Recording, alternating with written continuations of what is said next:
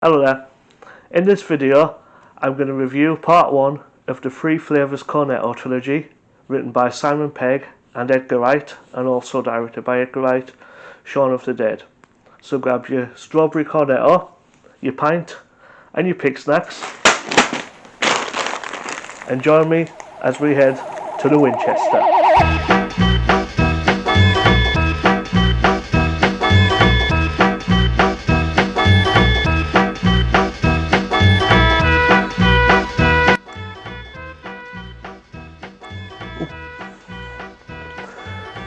So the film starts with the song Ghost Town by the Specials, and Shaun is in the pub with his girlfriend Liz, his best friend Ed, and Liz's friends David and Diane. Liz is concerned that they never spend any real time together as a couple, and she always has to end up bringing her friends along because Shaun brings Ed. Shaun promises Liz that they'll end up doing more things as a couple, and he promises to book a restaurant with just them two for the following evening. So Shaun wakes the next day hungover, forgetting to book the restaurant, and gets ready for work. This is the first nod to Dawn of the Dead at this point. The electric company that he works for, Forey Electricals, is actually the surname of the actor Ken Forey, who plays Peter in the original Dawn of the Dead in 1978. Shaun then gets in a confrontation with his housemate Pete about Ed leaving the front door open the night before, and complaining that Ed's always around the house and never seems to pay rent, and is just always hanging about, making the place look untidy. As Pete asks Ed to tidy the flat up while they're both at work and not just write his answer phone messages down, he gets up and leaves the house, not realising that Ed has wrote on his back and sellotaped on pieces of paper, "I am a prick." The first space reference also appears in this bit as well. The way Pete answers his phone by saying "Hi Dom" was a running thing on Spaced. The character that Peter Serafinowicz played as Dwayne Benzie would always answer his phone to someone called Dom, and it's mentioned in this part here. Also, the ringtone in the house as well is the same house phone ringtone that they have on Spaced as well, just a little nod there as well. So Shaun goes to work and he stops off at the shops beforehand. While he's walking to the shop, a road sweeper's got a radio playing, and there's a reference to Night of the Living Dead here. There's a radio broadcast stating Space Probe Omega 6, which is on a new story on Night of the Living Dead as well. Just a little reference thrown in there. Inside the shop, there's a bridegroom purchasing painkillers. Shaun buys a can of Coke and he looks down at the paper headlines, and there's one saying about the killer flu, mutilated corpses, and GM crops to blame. He stopped when Nelson, the shop owner, greets him in a friendly way, asks him if he's not buying any beer today, says it's too early. His name Nelson as well might have something to do with the actual street. It's actually called Nelson Road that they're on as well. That might be a little nod to where they were filming. Also as well, the pizza shop next door to Nelson's is called Bub's Pizza, which is a nod to Day of the Dead, where the main zombie in there, the doctor names him Bub. So that's a nice little reference in there as well. It's a blink and you'll miss it, but that's what the pizza shop is called. So Shaun's on the bus on the way to work with Zombie Nation airplane, which is a nice little touch.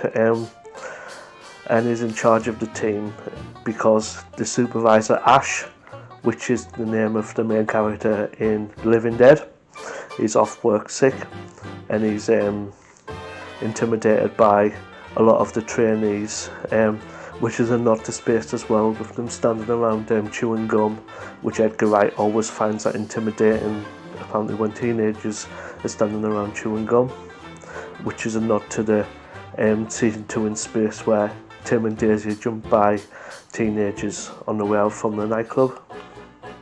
So during the morning huddle, Shaun tells off one of the trainees for talking on his phone, saying that it's not a social gathering.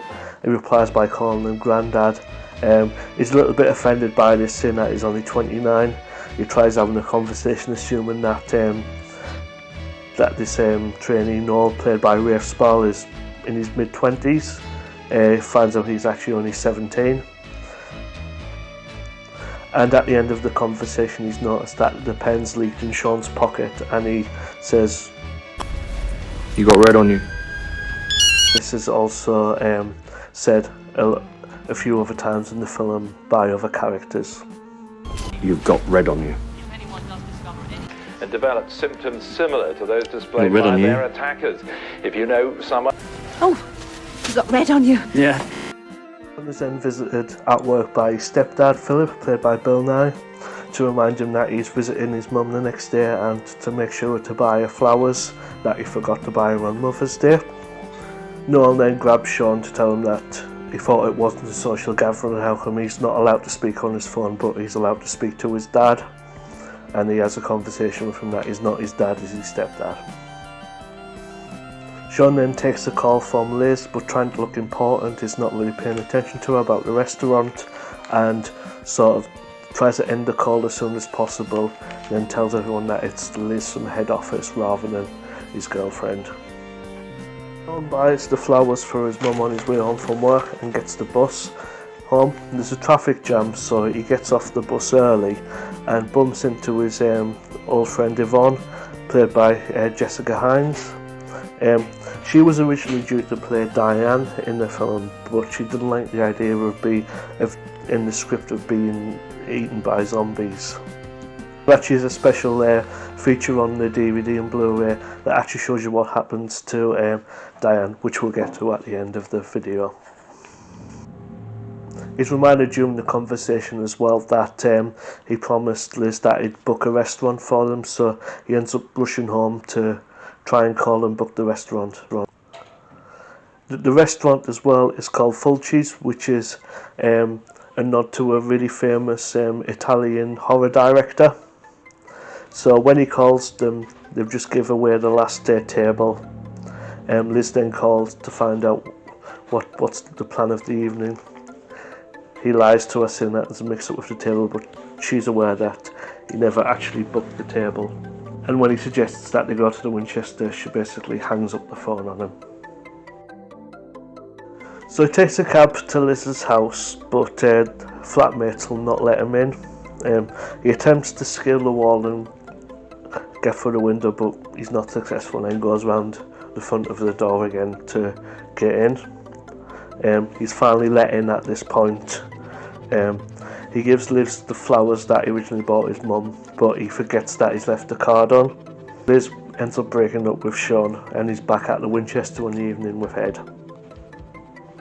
Ed tries to cheer him up by doing his impression of Clyde off the film Every Which Way But Loose, and tells Shaun about all the colourful characters in the pub, like the serial monogamist, and that the landlord John is involved in the North London Mafia, and that the Winchester rifle on top of the bar is actually real.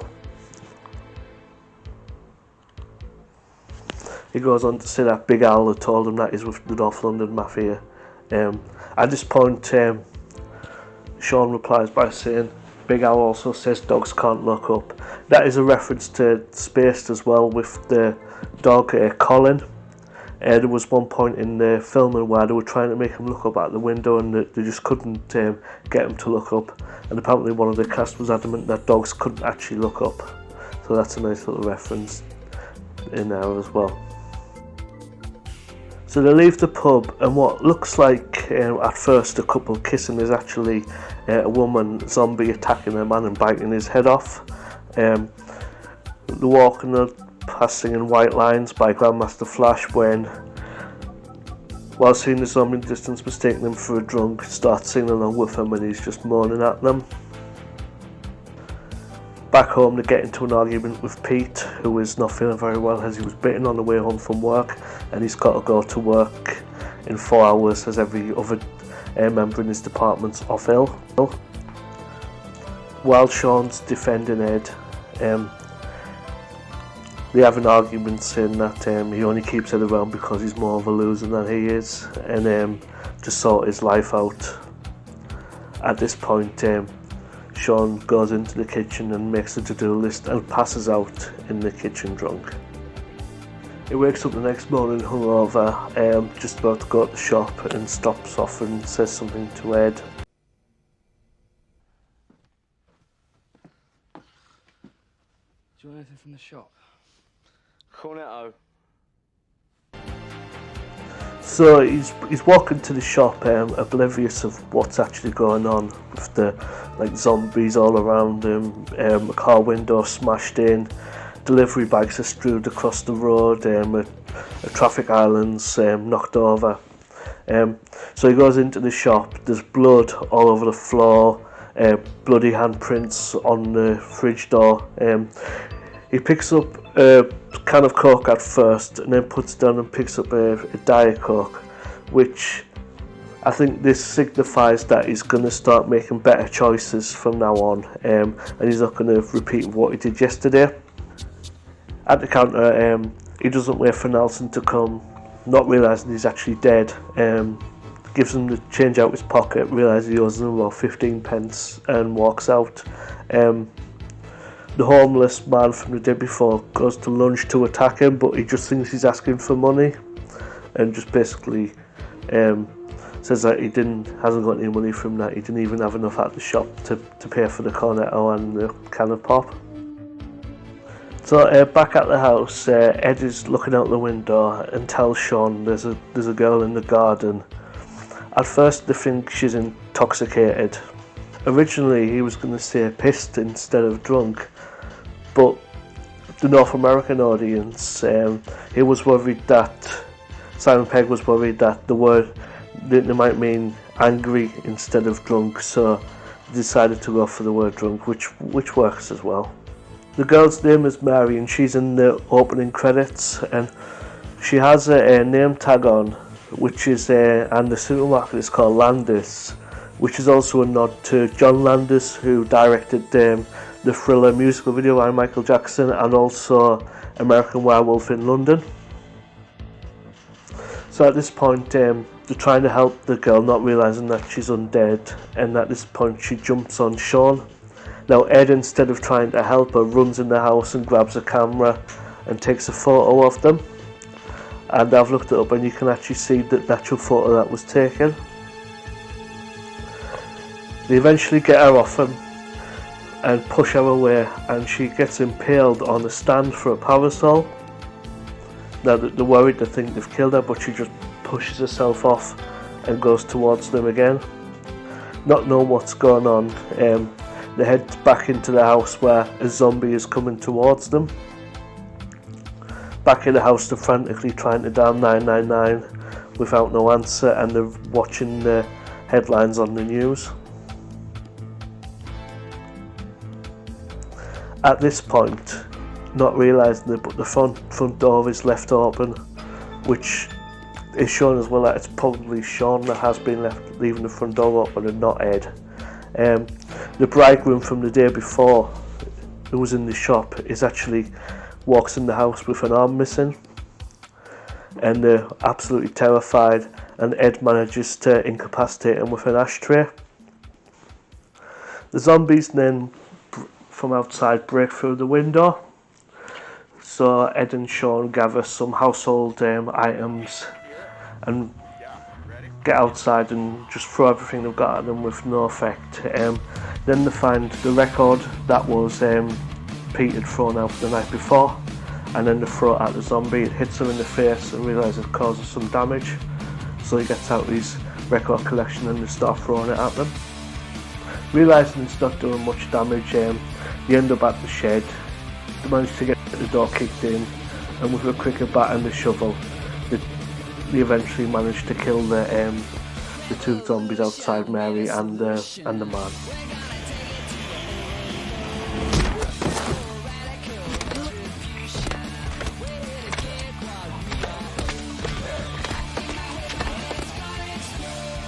So back inside, Ed is eating his cornetto, and Shaun is sat on the settee with a cup of tea, absolutely in shock of what's just happened. They then start making plans to rescue Shaun's ex-girlfriend Liz and also his mum Barbara after they call out and realise that his stepdad Philip's been bitten. There's a nod to Night of the Living Dead here as well, with Shaun's mum being called Barbara. When he's on the phone, Ed says the line, "We're coming to get you, Barbara!" which is one of the most famous lines from the film Night of the Living Dead. They're coming to get you, Barbara. At this point as well, they realise that Pete is still upstairs. Whether he's undead or still really annoyed, to try and walk on eggshells to see if he's still there. Ed finally just shouts upstairs, Oi, prick! He's not in. You got a fag? No, I've given up. Before they head off as well, Shaun goes upstairs to use the toilet and he realises that Pete is in the bathroom and he's undead. There's also a nice little Evil Dead nod in this bit as well, where he's trying to talk to Pete and he just says the line at the end, Join us. which is from Evil Dead.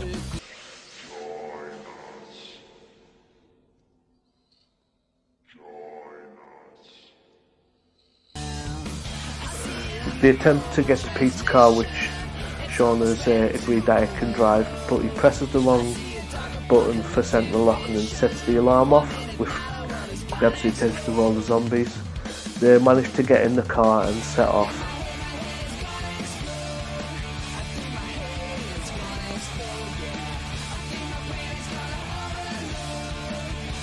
So arriving at Shaun's mum's house, Ed realises that Philip drives a Jaguar, and for some reason he gets a bit shifty and decides that he wants to stay and look after the car, and if there's any problems he'll honk 3 times. Shaun goes in and has a little chat with his mum, and he's just about to kill Philip when he realises that he's not turned yet, and basically they all leave the house to go to Liz's. They're just about to take Pete's car when he realises that Ed's actually crashed it into a lamppost intentionally, so they have to take the Jaguar. Philip is then attacked by other zombies and bitten on the throat.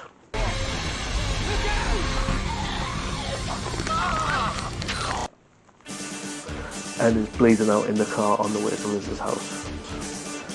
They arrive at Liz's house and Shaun manages to climb through the window this time and persuades Liz to go along with them, and also David and Diane. On the way to the Winchester as well, Philip dies and turns, and they're forced to abandon the car with all of the equipment and weapons inside. And at this point they head for the Winchester on foot and head through the gardens, and this is where the famous scene happens. What's the matter, David? I'm taking a shortcut before.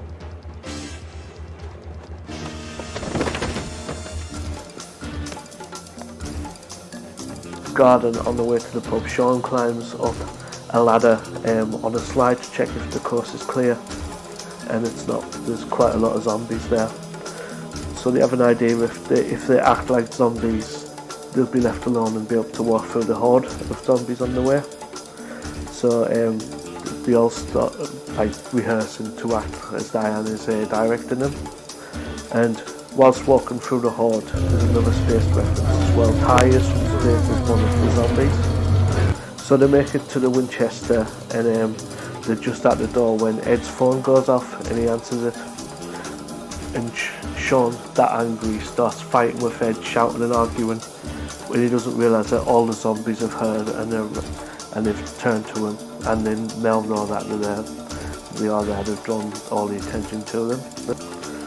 Shaun says he's got a plan, but before he can, David picks up and smashes the window of the Winchester and they all climb in.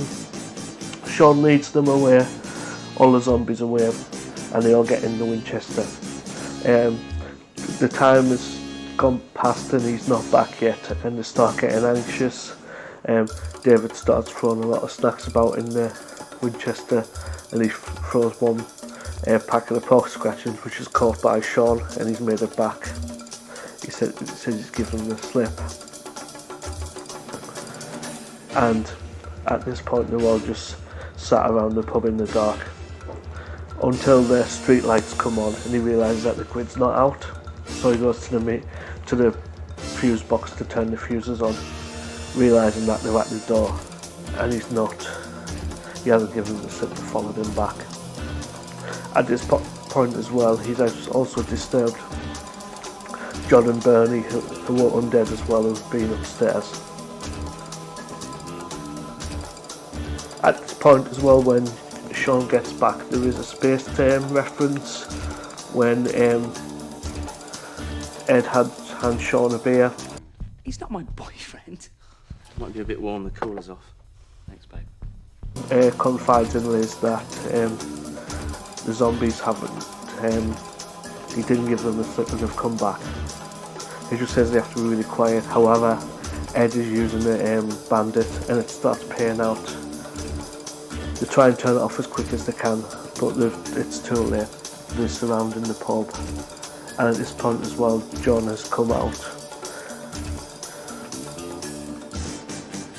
They take care of John by hitting him constantly with pool cues and then smashing his head into the jukebox. That turns the jukebox off as well.